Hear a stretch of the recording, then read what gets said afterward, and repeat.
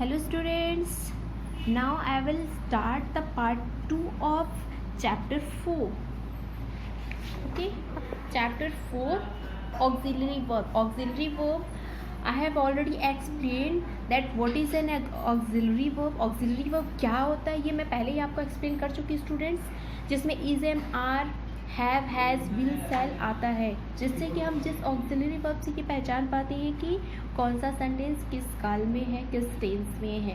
Okay, तो अब आते हैं नेक्स्ट है मॉडल्स और मॉडल ऑक्सिलरी वर्ब। यानी मॉडल ऑक्सिलरी वर्ब क्या होता है स्टूडेंट, ये आपको अब यहाँ पे देखना है। ठीक है, मॉडल ऑक्सिलरी वर्ब और also helping verbs, they are used before main verbs to express a range of meanings such as ability, possibility, certainly, suggestion, permission, obligation and so on।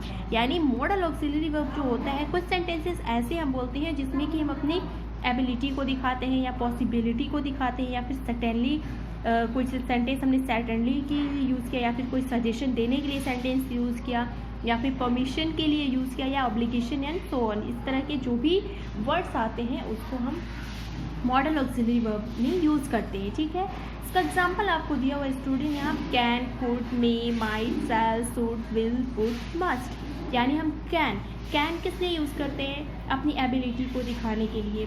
ठीक, कि I can do, I can walk, I can jump. Okay, could मतलब could, जैसे यहाँ पे example आपका दिया हुआ है could say, I could play the piano but now I have artistic, है ना, आर्टिस्टिक। जैसे आई कुड प्ले, ये कुड जो लगाते हैं ना, कैन का ही कुड बनता है, कैन से ही क्या बनता है, कुड से कुड बनता है, और सेल से शुड बनता है। ओके, तो कैन से कुड हम बनाते हैं यहाँ पे। जैसे I could play the piano, यानी ये हम पास में यूज़ करें, यानी मैं पियानो बजा सका। ठीक है, बट नाउ, लेकिन मैं बन गया आर्टिस्टिक। ठीक है, तो इस पास्ट एबिलिटी को दिखाने के लिए, मतलब जो हमारे पास पहली एबिलिटी थी, तो उसके बारे में अगर हमें बात करनी है तो वहाँ पे हम कुड का यूज़ कर सकते हैं। ओके, चलिए नेक्स्ट सेंटेंसेस और एग्जाम्पल्स देखते हैं, इससे आपको और अच्छे से समझ में आ जाएगा। जैसे may I watch the tennis match on television. अब मे का यूज़, जैसे सिंपल एग्जांपल देती हूँ मैं आपको मे के लिए। आप क्लासेस में जब इन करते हो तो अपने टीचर से क्या कहते हो, वहाँ पे क्या बोलते हो, परमिशन लेते हो पहले क्लास में जाने के पहले, तो वहाँ पे आप क्या बोलते हो, मे आई कम इन सर। ठीक, तो मे आपने परमिशन लेने के लिए यूज़ किया, और एक रिस्पेक्टफुल वर्ड के लिए, यानी रिस्पेक्ट के लिए आपने यहाँ मे यूज़ किया। मे और कैन दोनों का मतलब सकना ही होता है। ठीक, लेकिन कैन जो होता है वहाँ पे अपनी एबिलिटी को दिखाने के लिए यूज़ करते हैं। वो अगर सेंटेंस तो लोग यूज़ कर देते हैं कि कैन आई कम, लेकिन ग्रामेटिकल के अकॉर्डिंग वो सही नहीं होता है, मे का यूज़ ज़्यादा सही होता है। ठीक है, जैसे may I watch the tennis match, यानी यहाँ पे पूछा जा रहा है, परमिशन लिया जा रहा है मे का यूज़ करके, जो कि मॉडल ऑक्सिलरी वर्ब है, कि क्या मैं टेनिस मैच खेल सकता हूँ। ठीक है, क्या मैं टेनिस मैच वॉच कर सकता हूँ, यानी वॉच मीन्स देखना होता है, टेलीविज़न में देख सकता हूँ। ठीक है, remember me is rather formal. ठीक है, यू माइट, रेदर फॉर्मल जो मैंने अभी आपको समझाया। ठीक है, यू माइट। ओके स्टूडेंट, तो remember me is rather formal, यानी जो मे होता है वो फॉर्मल रेदर फॉर्मल में यूज़ करते हैं। जैसे कि मे का यूज़ हमेशा परमिशन लेने के लिए यूज़ किया जाता है, एंड कैन को यूज़ हम कैन का अपना एबिलिटी दिखाने के लिए यूज़ करते हैं। तो कभी भी क्लास में अगर आप मे आई कम इन के बजाय कैन आई कम इन अगर बोलते हैं ना, तो वो गलत हो जाएगा। क्यों? क्योंकि हम जब क्लास में इन कर रहे हैं तो पहले तो हम परमिशन ले रहे हैं ना, तभी हम इन कर रहे हैं। तो मे मीन्स भी सकना ही होता है, लेकिन वहाँ पे हम परमिशन के लिए यूज़ करते हैं। Understood? You might try solving this sum again. You might, may और माइट में क्या अंतर है? मे हमेशा जो है हम अपना परमिशन लेने के लिए यूज़ करते हैं, बट माइट जो है पोलाइटली वे में हम यूज़ करते हैं, अपना मतलब पोलाइटली वे में हम इसको यूज़ करते हैं। जैसे you might try solving this sum again, यानी तुम्हें क्या करना चाहिए। जैसे सजेशन और एडवाइस हम जब देते हैं तो पोलाइटली देते हैं। ठीक है, पोलाइटली अगर कोई सजेशन दे रहे हैं तो वहाँ पे हम कह रहे हैं कि यू माइट, यानी ये तुम्हें करना चाहिए, try solving the sum again, यानी ये जो एडिशन है ये तुम्हें फिर से सॉल्व करने की कोशिश करनी चाहिए। She must have reached home by now, certainly.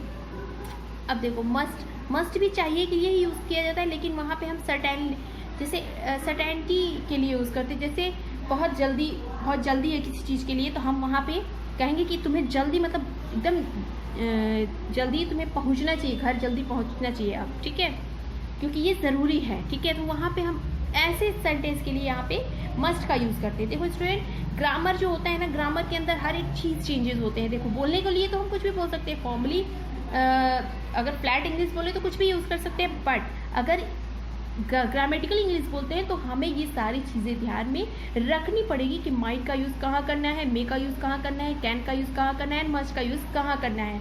Must means भी चाहिए के लिए ही यूज़ करते हैं मस्ट को, बट वहाँ पे हम जैसे सर्टेनिटी के लिए यूज़ करेंगे, बहुत जल्दी हमें किसी को बहुत तेज़ी से बताना है कि हाँ तुम्हें ये करना चाहिए, यहाँ पहुँचना चाहिए, तो हार्ड एंड फास्ट, तो वहाँ पे हम मस्ट का, यहाँ जैसे यहाँ कर रहे हैं, she must have reached home by now, could you get me a glass of water. अब हम कुड का यूज़ रिक्वेस्ट के लिए यहाँ पे कर रहे हैं कि could you get me a glass of water, क्या तुम मुझे वाटर दे सकते हो, ठीक है। You must fill out this form, necessity obligation, ठीक है, यानी जैसे कि जैसे हम यहाँ पे ऑब्लिगेशन मतलब किसी के कर्तव्य को मतलब एहसास कराने के लिए जो सेंटेंस यूज़ करते हैं, वहाँ पे हम यहाँ पे किया है। जैसे you must feel out this form, यानी तुम्हें ये फॉर्म क्या करना चाहिए, फील कर देना चाहिए, ठीक है। तो वहाँ पे हम उसके कर्तव्य को बता रहे हैं, उसके काम को बता रहे हैं कि तुम्हें ये करना चाहिए, तो वहाँ पे हमने इसलिए यहाँ पे मस्ट का यूज़ किया गया है। तो स्टूडेंट, इसके बेस पे जो अभी मैंने वीडियो में बताया है, इसके बेस पे आपको ये फील करना है। आई होप कि आप लोग कर लोगे इसको, ठीक है। देखो, जब तक खुद से नहीं करोगे तब तक कुछ नहीं समझ में आएगा। वीडियो देखो और जो वीडियो में बताया गया आप लोग को, उसके बेस पे ये एक्सरसाइज आपको खुद से करना है, ठीक है। Form negative and interrogative form the following sentences, यानी फॉलोइंग सेंटेंसेस को नेगेटिव इंटेरोगेटिव फॉर्म में बदलना है। Frame a short answer for each question you have form, यानी शॉर्ट क्या करना है, जो frame a short answer to each question you have form, यानी सारे क्वेश्चन के लिए एक शॉर्ट आंसर बनाना है, ठीक है। तो आई होप कि आप लोग कर लोगे। फिर भी अगर आपको कोई दिक्कत होगी तो you can ask with me student, I am always with you with okay. तो चलिए अब नेक्स्ट समझते हैं other auxiliary verb with characteristic of modals. तो स्टूडेंट हम देखते हैं other auxiliary verbs with characteristics of modal, okay. सबसे पहले इसके एग्जांपल्स देख लेते हैं। I will be able to finish this work, यानी एबल हमने जो लगाया है, आई विल बी एबल, यानी मैं एबल हूँ, सक्षम हूँ, किस चीज़ के लिए, इस वर्क को फिनिश करने के लिए। Karan had to prepare for this test, Karan had to, जैसे हम कई सेंटेंसेस ऐसे होते हैं जैसे हम मॉडल में यूज़ करते हैं, जैसे मुझे जाना है, खाना है, करना है, या फिर जाना था, करना था, ठीक है। तो एक तो जाना है जब आता है, खाना है, बोलना है, तो वहाँ पे हैव टू और हैज़ टू का यूज़ होता है, बट यहाँ पे हैड टू का यूज़ हुआ है, यानी करना था। तो Karan had to prepare this for his test, यानी करण को क्या करना था, तो उसको टेस्ट प्रिपेयर करना था, तो यहाँ पे हैड टू का यूज़ हुआ है, ठीक है। हैड जो होता है वैसे तो पास्ट इंडेफिनिट में जो होता है एक ऑक्सिलरी वर्ब है, लेकिन यहाँ पे हमने मॉडल में यूज़ किया है, तो यहाँ पे हैड टू एक साथ यूज़ होता है। तो यहाँ पे प्रिपेयर, अब यहाँ पे आप सोच रहे हो कि प्रिपेयर फर्स्ट फॉर्म में क्यों है, तो स्टूडेंट हमेशा ऑलवेज एंड ऑलवेज टू के बाद से जो वर्ब का फॉर्म होता है वो हमेशा फर्स्ट फॉर्म में हो जाता है, ठीक है। तो इसको हमेशा याद रखिएगा। तो इसीलिए हैड टू के बाद ये प्रिपेयर लगा है, ठीक। तो यहाँ पे आप इसको पास्ट में नहीं मानेंगे, ये मॉडल ऑक्सिलरी है, ठीक है। तो ये इसलिए यहाँ पे हैड टू का यूज़ हुआ है, क्योंकि ये सेंटेंस ऐसा है कि करण को उसके टेस्ट का प्रिपरेशन करना था, ठीक है। We needn't leave so early, needn't यानी हमें बहुत जल्दी इसको छोड़ने की ज़रूरत नहीं है, ठीक है। तो नीडंट जो यूज़ हो गया, ये आपका हो गया auxiliary verb with characteristics of modal, ठीक है। Everybody ought to follow rules, ought to का यूज़ कब करते हैं, ऑट टू का यूज़ हम करते हैं किसी की भी किसी ड्यूटी को बताने के लिए, ठीक है। तो वहाँ पे हम ऑट टू का यूज़ करते हैं, तो यहाँ पे ऑट टू का यूज़ हुआ है, ठीक है। तो everybody ought to follow rules, यानी सारे लोगों को क्या करना चाहिए, अपने रूल्स को फॉलो करना चाहिए, मतलब इस रूल को फॉलो करना चाहिए।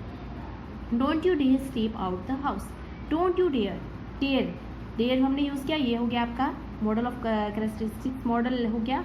तो don't you dare step out the house, यानी डेयर मीन्स होता है हिम्मत, है ना। तो तुम्हें ये स्टेप आउट करने की हिम्मत नहीं होती, ठीक है, नहीं होनी चाहिए। कैसे हो गई तुम्हारी हिम्मत, कैसे हुई इस स्टेप को आउट करने की, ठीक है।